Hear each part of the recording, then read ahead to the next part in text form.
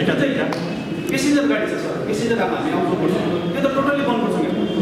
तर अब हाम्रो कमन बस्ती कतैबाट पनि जुलुसमा भन्छ गाडी छ, पार्टी गाडीलाई चाहिँ के गर्नुपर्ने? पार्टीले रिजर्भ गर्छ नि सर, त्यो त आउनु पाएन, आउनु पाएन। त्यो गाडी पेसेन्जर गाडी त टोटल्ली हामी पार्टीले अब ल्याउँछ नि तपाईँहरूलाई, पार्टीको मान्छे आउँछ नि त। टोटल्ली पेसेन्जर त टोटल्ली बन्द गरिदिन्छ। त्यसका लागि चाहिँ हामीले यहाँनिर कालिम्पोङको त एउटा दुईवटा चल्छ, तपाईँले मिलाएर चलाउन सक्नुहुन्छ। दिनभरिमा 4-5वटा चल्छ कालिम्पोङको गाडी है।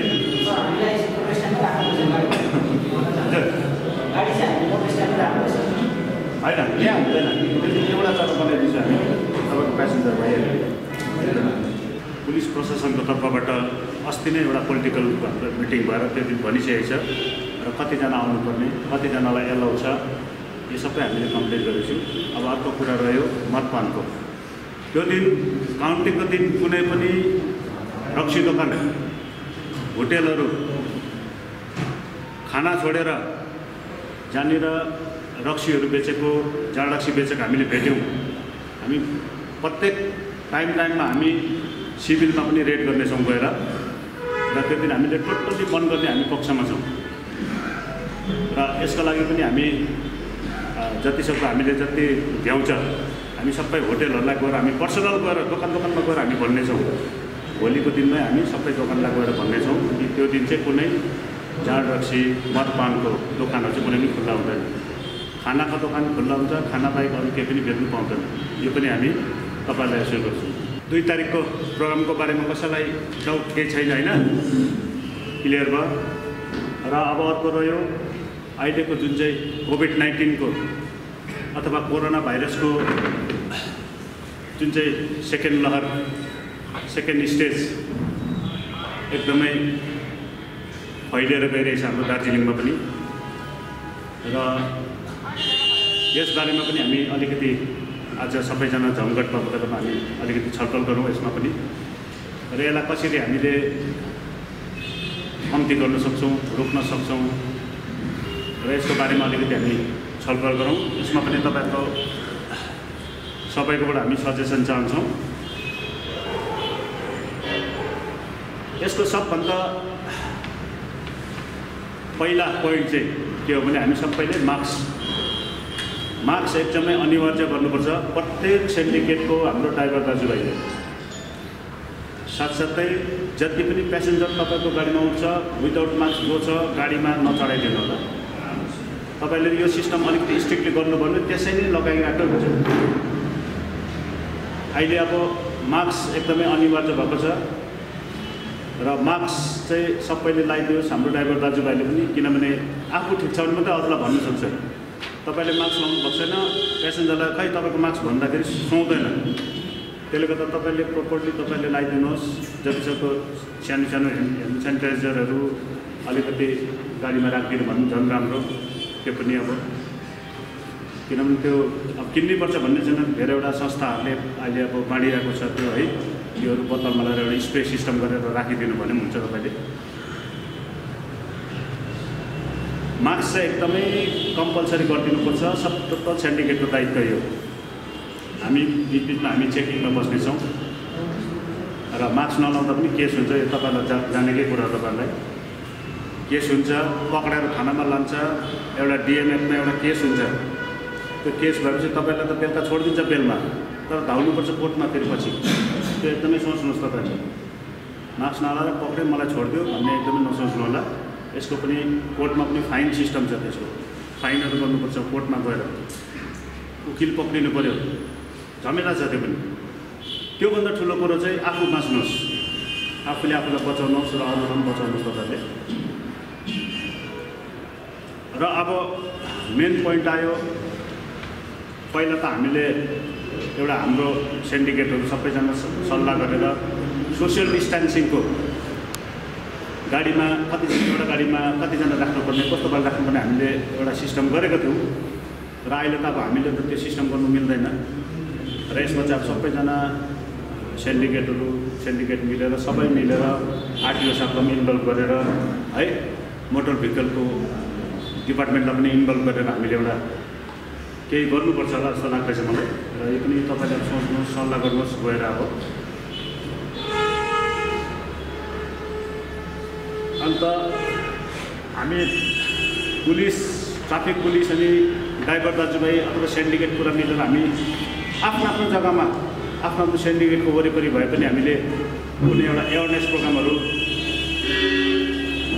यो कोरोना भाइरसको बारेमा एवेरनेस प्रोग्रामहरू गरौँ, मास्कहरू बाँडौँ, सेनिटाइजर बाँड्यौँ र जग्गा जग्गामा अलिकति हात पानी र हात धुने साबुनहरू अथवा केहरू राखेर हामीले त्यो सिस्टम पनि गर्नुपर्छ। अब चाहिँ त्यो गऱ्यो भने सायद आफ्नो जग्गामा राम्रो हुन्छ होला। आफ्नो जग्गामा तपाईँले पर गएर गर्नु पर्दैन।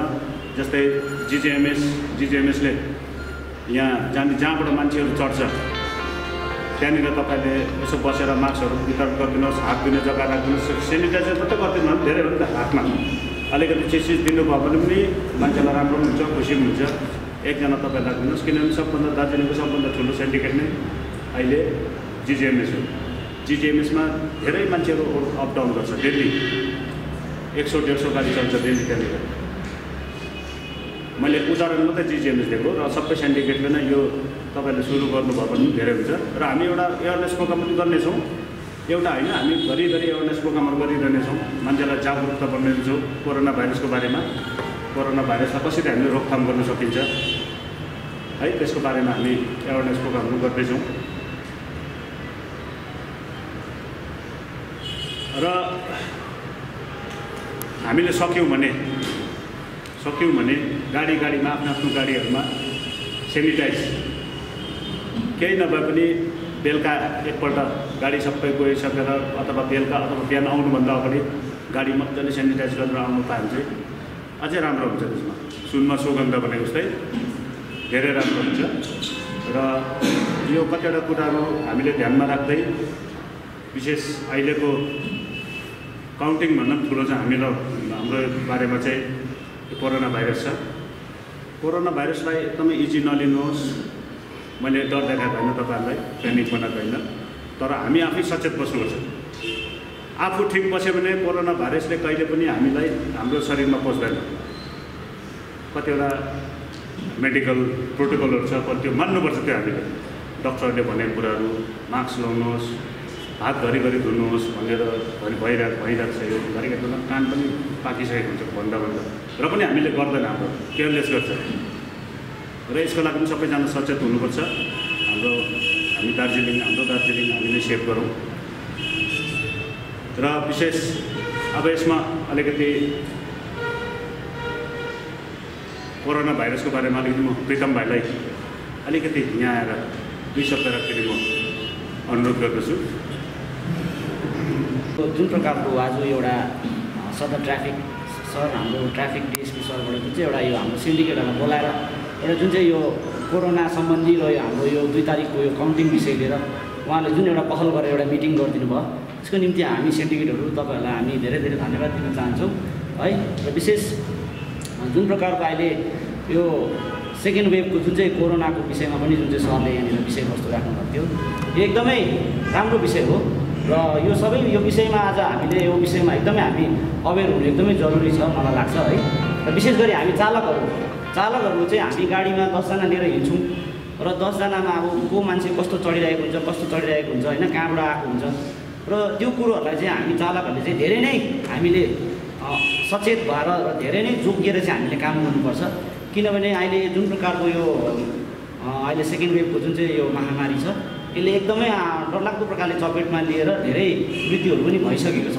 र विशेष अब हाम्रो चालक पक्षबाट चाहिँ अब हामी के भन्न चाहन्छौँ भनेदेखिलाई चाहिँ हामीले कम्पलसरी हामीले सबै प्यासेन्जरहरूलाई हामीले मास्कहरू हामीले उहाँहरूलाई लगाएर मात्रै हामीले उहाँहरूलाई गाडीमा चढाउने हामीले गर्नुपर्छ। जुन प्रकारले हामीले सरले हामीलाई अगाडि नै भनिहाल्नु भयो है। र सेनिटाइजेसन र हामी चालक दाजुभाइहरू हामी त्यसै पनि गाडी हामी सफा गर्ने काम हामी गरिरहेकै हुन्छौँ। र अलिकति हामीले पानीको सट्टामा अलिकति हामीले गाडीलाई पनि अलिकति सेनिटाइज गऱ्यो भनेदेखिलाई अलिकति फलदायक हुन्छ, लाभदायक हुन्छ है। र अर्को कुरो जुन चाहिँ सोसियल डिस्टेन्सको पनि सरले कुरा गर्नुभयो, सोसियल डिस्टेन्सको विषयमा चाहिँ हामी के भन्न चाहन्छौँ भनेदेखिलाई अहिले त्यसै पनि डिजलको दाम धेरै बढेर गएको छ र हाम्रो भाडाहरू पनि कतिवटा रिभाइज भएको छैन। र तर पनि यात्रीवर्ग स्वयं इच्छाअनुसार उहाँहरूले होइन हामी एउटा गाडीमा हामी 5 जना मात्रै जान्छौँ, हामी भाडा अलिकति मिलाएर दिन्छौँ भनेदेखिलाई हामी त्यो पनि हामीले गर्न सक्छौँ।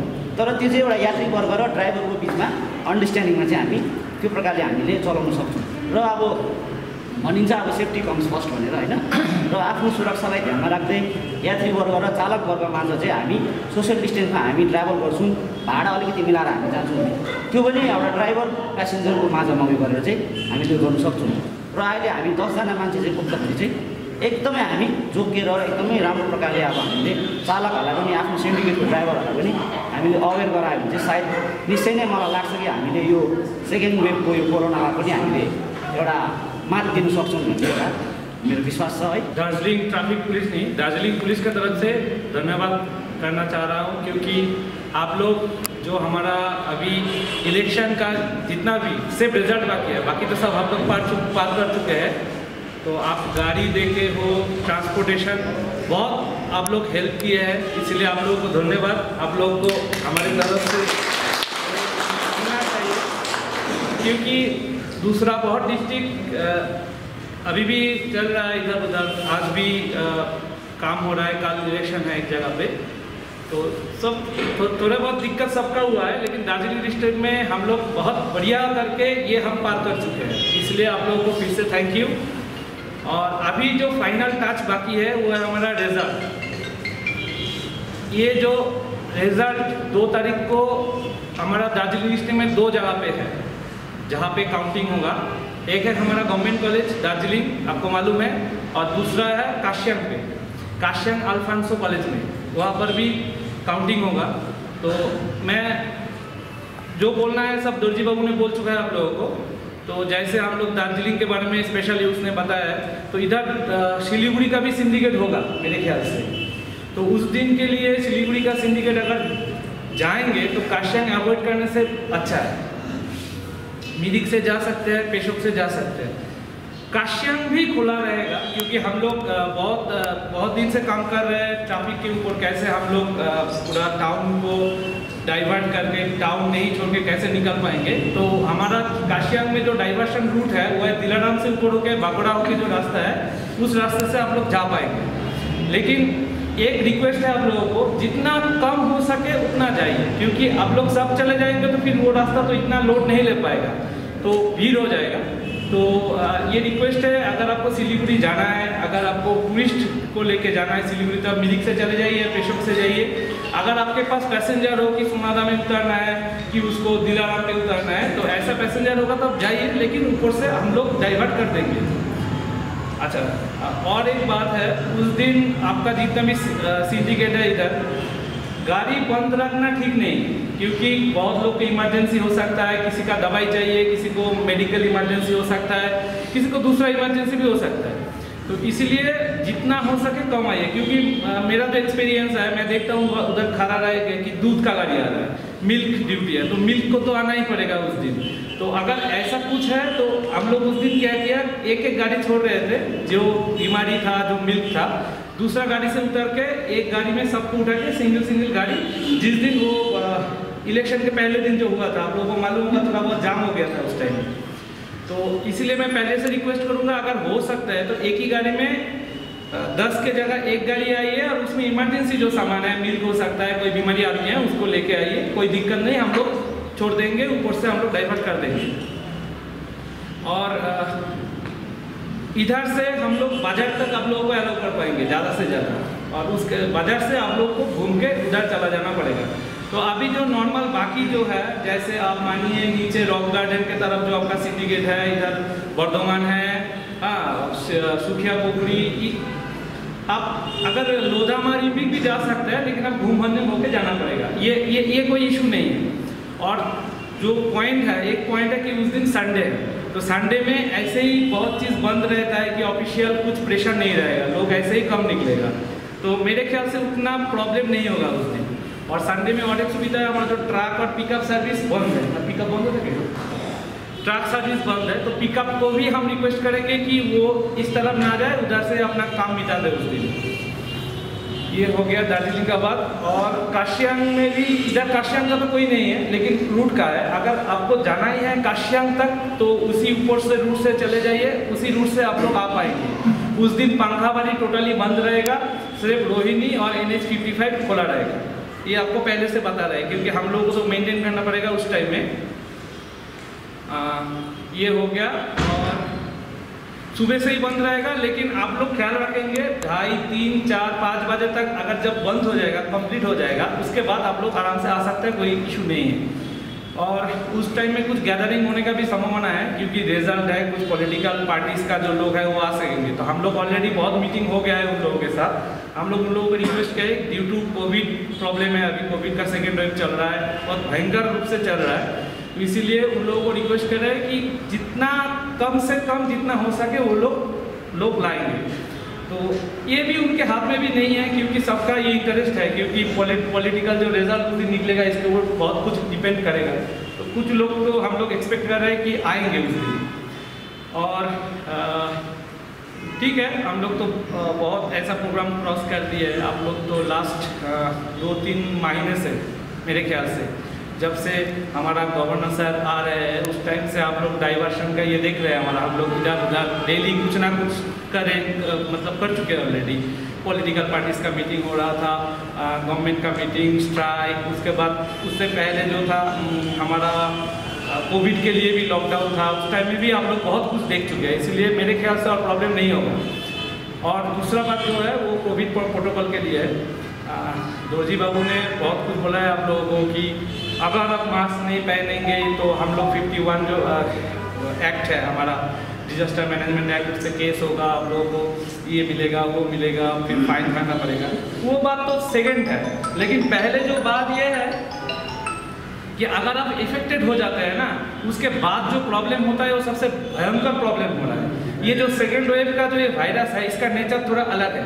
ये बहुत जल्दी आपका जो लंग्स है वो पूरा खराब कर रहा है। तो और एक सुझाव है आप लोगों को, अगर आपके ऊपर कोई छोटा से छोटा अगर सिम्टम दिखे कि आपका पेट खराब हो जाता है, इस बार डायरिया है इसका मेन जो सिम्टम, कि एक बार बुखार आता है, तो आप लोग टेस्ट करवा लीजिए। अभी तो टेस्ट होता है, आप लोग देखिए मत कि 2-3 दिन देखते हैं उसके बाद करेंगे, तो उसमें देर हो रहा है।